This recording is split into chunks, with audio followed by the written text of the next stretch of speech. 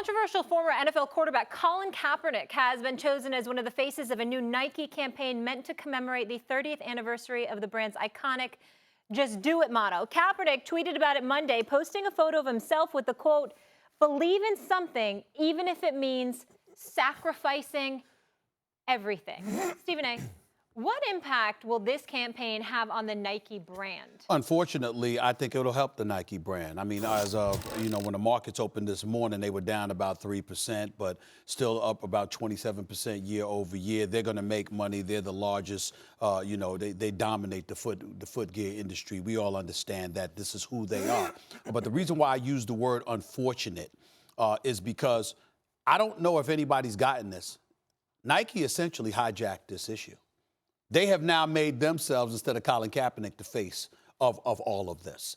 And you can look at it and you can say, well, Colin Kaepernick taking a knee, and Colin Kaepernick has a collusion case against the National Football League and what have you. But Nike essentially hijacked the entire movement, because by doing this and commemorating Colin Kaepernick, and we're talking about their 30-year, commemorating the 30-year, of their Just Do It campaign or what have you, we're going to find ourselves talking more about Nike now than we are about Colin Kaepernick, than we are about the protests, than we are about the NFL. And maybe it could end up being a good thing. Please don't get me wrong, because Colin Kaepernick going up against the NFL is far less formidable than Nike going up against the NFL, if indeed it were to come to something like this. But make no mistake about it, this falls in line with what Nike has consistently been about.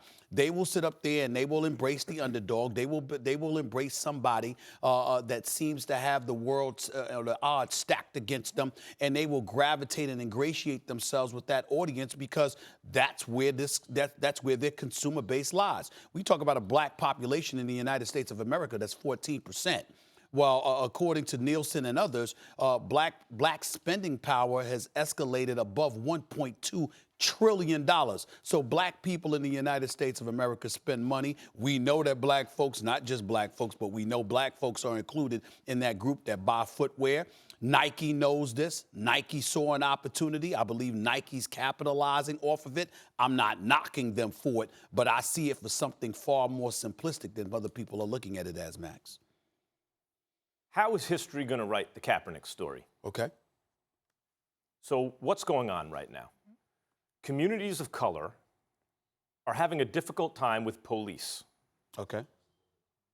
Which has always been the case, by the way. Colin Kaepernick sought to draw attention to this. Mm-hmm. So then the question becomes, who were the people who objected to his silent, peaceful protest? Mm-hmm. How will history record them? In broad strokes, are they going to be the good guys or the bad guys? Nike is on the right side of history here. But beyond that, that's not why they're doing it. They're doing it because they're in the business of business.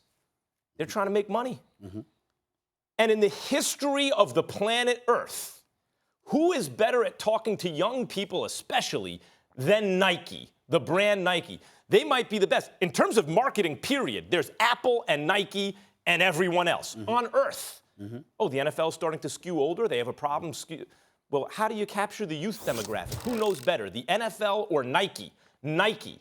What this should indicate to other businesses is the assumption, including the NFL, is the assumption that Colin Kaepernick is bad for their business may be nonsense. Even this idea that, well, NFL ratings are down, and in surveys, people say, especially from the red states, that they're not watching the NFL because of the protests. But it's not as though there are Nielsen boxes and people notice, oh, those Nielsen boxes are now not tuned the way they used to be. Let's go to those people and ask them, why aren't they watching the NFL? In fact, all of electronic media is more diffuse now, and so ratings are down across the board, except for on First Take. But that's a different story. Ratings across TV are down. And some people are claiming it's because of his protest. So the NFL immediately feels they're justified in taking the other side, essentially. But Nike, who's a better marketer than the NFL, particularly to the youth, is saying, no, this is good for business. Well, you could say that they're saying this is good for business. What I would say to you is that it's not that it's irrelevant to this conversation. Please don't get me wrong. But I think there's a bigger issue that you're missing here.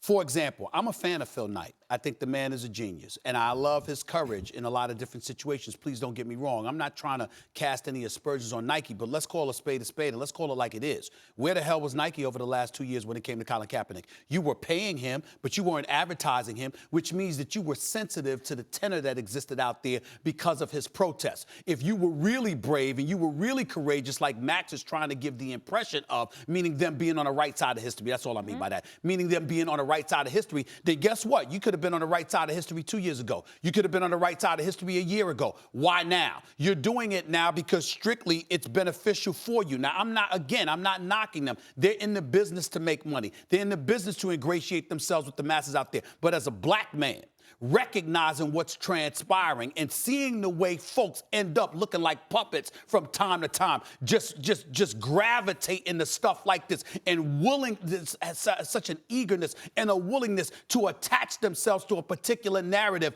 I'm not falling for that. Hold on. Nike has been relatively silent on the issue involving Colin Kaepernick as it pertains to marketing him for the last 2 years. That's right. I'm not, listen, right. a business, talking about the morality or the point of view philosophically of a business is kind of ridiculous because a business is trying to make money. That's what it's trying to do. But let me just say that Muhammad Ali, Tommy Smith, you talk about any social justice warrior in the sporting landscape in our country, always was met with opposition, especially at first, especially by people who claimed it was on the grounds of patriotism or some sort of weird idea of freedom.